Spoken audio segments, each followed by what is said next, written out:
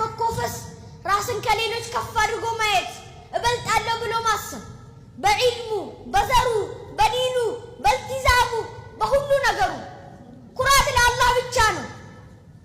ወለሁል ኪብሪያኡ ፊ ሰማዋት ወፊል አርድ ኩራት በሰማያትና በምድር ለሱ ነው የሚገባው። የአላህ መልእክተኛ ሰለላሁ ዐለይሂ ወሰለም በሐዲስ አልቁድሲይ ምን ይላሉ?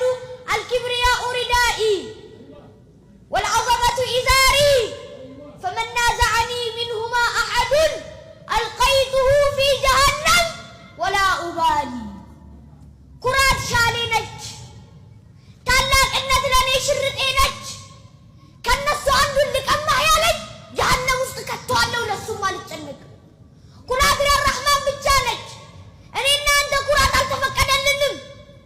ሰለፎች ሰሃቦች የስንዴ ያህል ኩራት ልባቸው ውስጥ እንዳይገባ ይፈሩ ነበር። አንዴ አብደላህ ቢን ዑመር ረዲየላሁ ዐንሁማና አብደላህ ቢን አምር ይገናኛሉ ሙዝደሊፋ ላይ። ከዛም በኋላ ካወሩ በኋላ አብደላህ ቢን አምር ሲሄድ አብደላህ ቢን ዑመር ባለበት ቆሞ ማልቀስ ጀመረ። ሲያወራ ያያቸው ሰሃባ ሄደና ያ አብደላህ ምንድነው የሚያስለቅስህ ብሎ ሲጠይቀው ያ ሰው ነው ከነብዩ ሰለላሁ ዐለይሂ ወሰለም ሐዲስ ሰማሁ ብሎ ያስለቀሰኝ።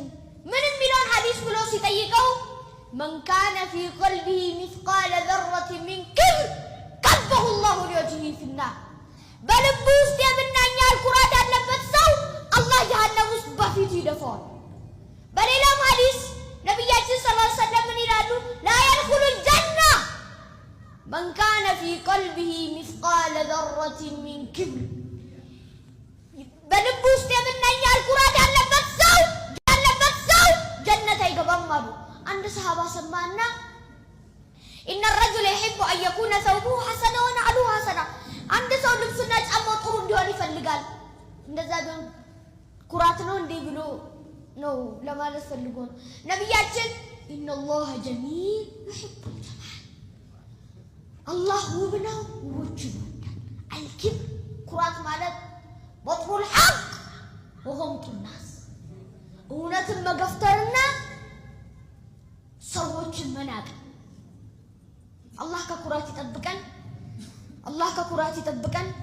تلك الدار الآخرة نجعلها للذين لا يريدون علوا في الأرض ولا فسادا والعاقبة للمتقين. ይህች የመጨረሻ ሀገር ለነዛ በምድር ላይ ማመጽንና ኩራትን ለማይፈልጉት እናደርጋታለን ይላል አላህ ሱብሓነሁ ወተዓላ። اللهم ارحمنا بالقرآن واجعله لنا إماما ونورا ورحمة. اللهم ذكرنا